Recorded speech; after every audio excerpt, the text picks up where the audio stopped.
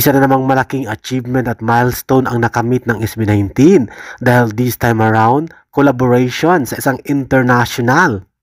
Honor of Kings International Championship na i-publish ang SB19 sa Esport Insider with writer Jonon Nicholson. Ang Esport Insider ay isang independent news publication nagsimula noong 2016. Hindi ito basta-basta na news publication, ito'y malaki, mamahalin at luxurious sa buong Amerika, lalo na sa buong mundo at Europa. At heto nga ang title ng headline sa Esport Insider, SB19 announced as House of Kings International Championship 2025 Artist.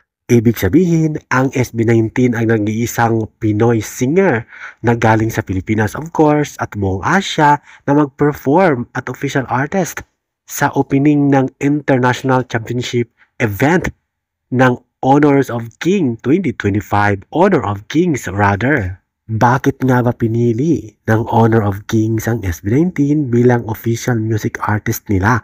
Dahil alam natin na powerful voices ang SB19 at monster sa entablado kung mag-perform at magkanta. O diba? Samantala na ito ang laman ng articles. Ang ibang laman ng articles.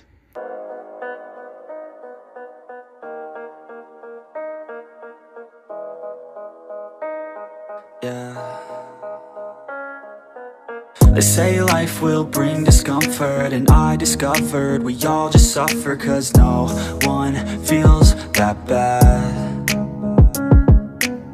And it comes from one another. We hurt each other just like a lover, and don't think like and twice subscribe to my about channel. that. Keep watching. God bless everyone. And I feel like yourself something's and be a good bad, but hell, I'm used to that.